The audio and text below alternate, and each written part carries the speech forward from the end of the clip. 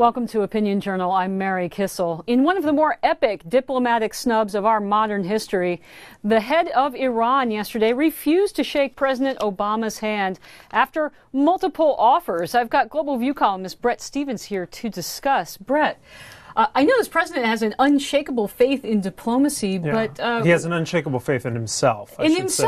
Is that what it is? Because this is becoming embarrassing.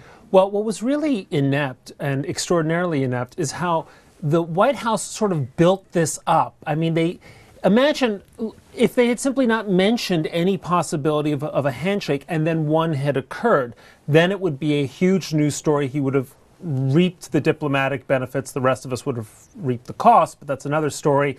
And he would have had his handshake.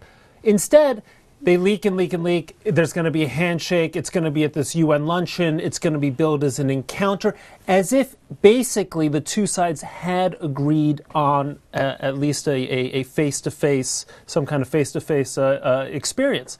Then at the last minute, or if not at the last minute, the Iranians say, no thanks. And by the way, they did precisely the same thing to Bill Clinton 13 years ago at the United Nations General Assembly. It's a way of establishing that they are holding the better cards, and that Obama is the suitor in the relationship. Okay, but 13 years ago, there wasn't the same prospect of a nuclear deal as there is possibly today. There is no prospect of a nuclear deal. Are you sure about that, Bret? Because Rouhani has the advantage. He's hurting from sanctions. Why wouldn't he embrace the president? Look, this idea that they're hurting from sanctions, hurt is a relative term. It all has to do with what your pain threshold is. There's no question that if we were Iranians, you and I, okay, and we couldn't go to a store and get, some Oreo cookies or whatever, in my case, that you wanted, you'd say, this is an outrage, we have to do what we can.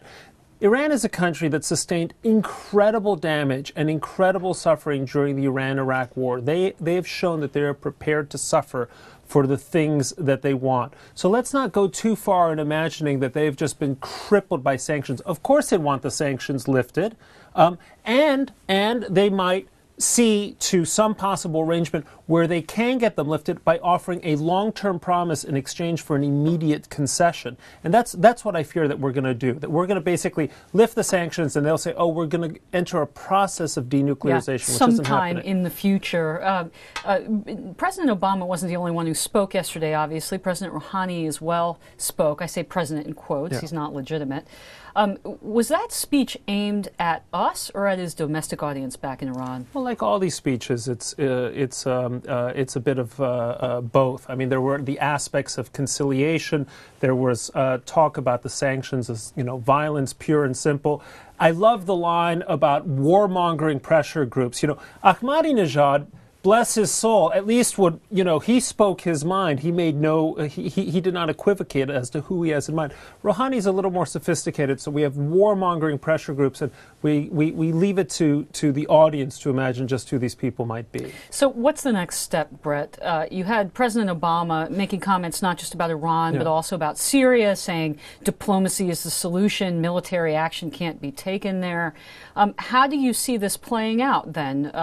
Do you see plodding along in Syria and plodding along towards a nuclear deal? This administration is just full of surprises because, I mean, if you read the speech, there's a kind of incoherence in the policy. He says, we needed to establish the threat of military force and Assad must go. But by the way, I'm opposed to military force. And we have a process through which Assad can stay. So it's very hard to sort of predict what a vacillating policy will get you, except that the record is that this is a president and an administration that constantly flinches at a moment of truth. It should have acted when it came to Syria, if only to punish Assad for his use of chemical weapons. It should have acted to support a moderate opposition. Those opportunities have now slipped. I suspect that they are going to flinch when Iran continues to approach the nuclear goal line. It's a scary prospect. Global View columnist Bret Stephens, thanks so much for being on the show.